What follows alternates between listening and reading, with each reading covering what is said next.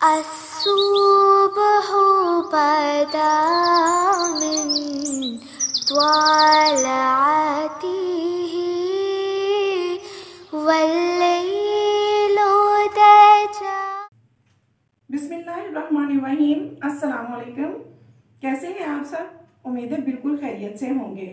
आज मैं आपके साथ चपली कबाब बनाने की रेसिपी शेयर कर रही हूँ। चपली कबाब बनाने के लिए मैंने चर्बी वाला बीफ लिया है 500 ग्राम यानी हाफ केजी। 2 अदद मीडियम साइज की मैंने प्याज ली और इनको मैंने इस तरह से ग्रेट कर लिया और अच्छी तरह से इसका पानी निचोड़ लिया है। 3 टेबल स्पून मैंने कॉर्नफ्लोर लिया है। ये वो कॉर्नफ्लोर नहीं है जो हम सूप में इस्तेमाल करते हैं, बल्कि ये वो कॉर्नफ्लोर है जिसे हम मकई की रोटी बनाते हैं। 2 टेबल स्पून मैंने अनारदाना लिया है। 6 अदद मैंने सब्ज मिर्चें ली हैं।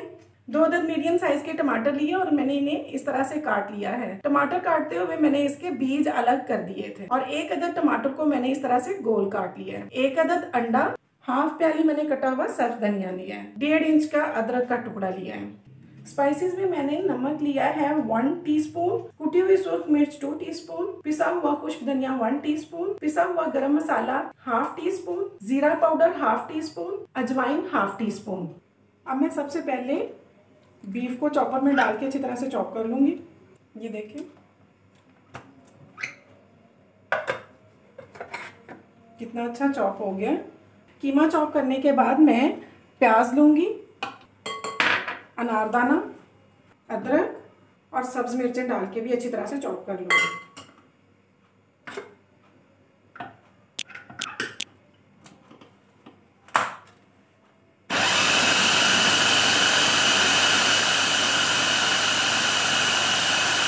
ये देखें प्याज, अदरक, अनारदाना भी अच्छी तरह से चॉप हो गया।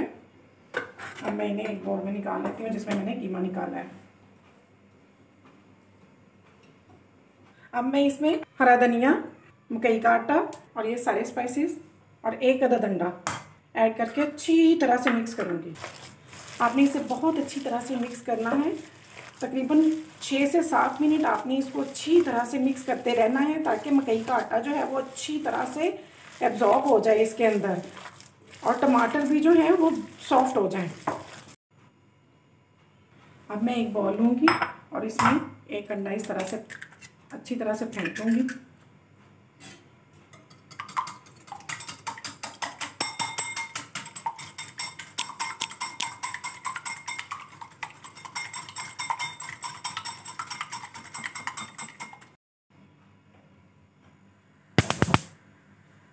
अब मैं एक पैन में 1 टेबल स्पून ऑयल लूँगी। ऑयल अच्छी तरह से गर्म हो गया है। अब मैं इसमें अंडा डाल दूँगी ऐसे। अंडे के अंदर मैंने कुछ भी ऐड नहीं किया, ना नमक ना काली मिर्च। इसको ऐसे ही आपने फेंट के तो इस तरह से फ्राई कर लेना है। दोनों तरफ से फ्राई होना चाहिए। ये देखिए अंडा अच्छी तरह से फ्राई हो गया है। अब मैं इसे ठंडा करके तमाम अज्जा जो मैंने अच्छी तरह से मिक्स किए थे उनके अंदर शामिल कर दूँगी। अंडा ठंडा हो चुका है। अब मैं तमाम अज्जा जो मैंने अच्छी तरह से मिक्स किए थे उसमें अंडा शामिल करके अच्छी तरह से मिक्स कर लूँगी। अंडा अज्जा में अच्छी तरह से मिक्स हो गया है। अब मैं इसे 1 घंटे के लिए फ्रिज में रखूँगी। 1 घंटे बाद निकाल के इसको शेप दूँगी। चपली कबाब का मटेरियल मैंने फ्रिज में से निकाल लिया है। अब मैं इसे शेप दूँगी। अब मैं इसे इस तरह से शेप दे दूँगी और इसके अंदर ऐसे एक टमाटर भी रख दूँगी।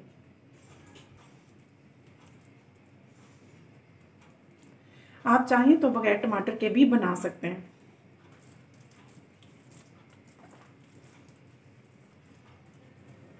कुछ कबाब को मैंने शेप दे दिया और कुछ मैं साथ साथ दे दूंगी। अब मैं एक पैन लेती हूँ। पैन के अंदर तकरीबन 200 ml के करीब मैं ऑयल लूँगी।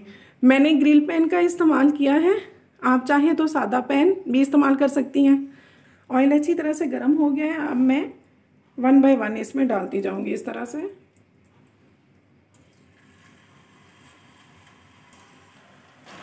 अब मैं तकरीबन 4 मिनट तक एक तरफ से पकाऊंगी। जब ये हल्के ब्राउन हो जाएंगे तो फिर मैं इसकी साइड बदलूंगी। ये देखें कबाब बड़ी अच्छी तरह से फ्राई हो रहे हैं, लेकिन कबाब को फ्राई करते हुए अपने ख्याल रखना है कि फ्लेम बहुत ज़्यादा हाई ना हो। मीडियम फ्लेम पे आप इसे ब्राउन करेंगे, वरना ये गलेंगे नहीं, अंदर से कच्चे रहेंगे। 4 मिनट हो चुके हैं। अब मैं इसकी साइड चेंज करूँगी। इस तरह से।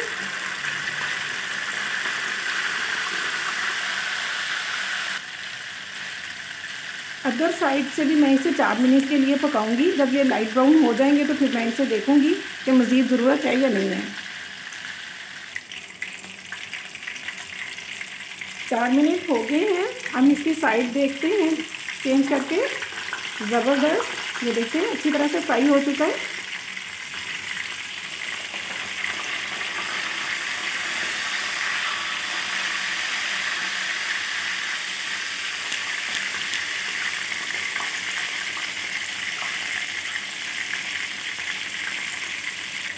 अब मैं 2 मिनट के लिए इसे मज़ीद फ्राई करूँगी और उसके बाद मैं निकाल लूँगी।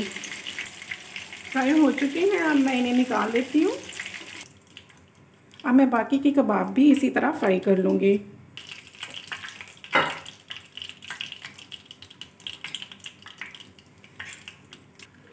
ये देखिए सारे कबाब मैंने अच्छी तरह से फ्राई कर लिए हैं। अब मैं इसे डिश आउट करती हूँ। मज़ेदार चपली कबाब तैयार हैं। ये देखें,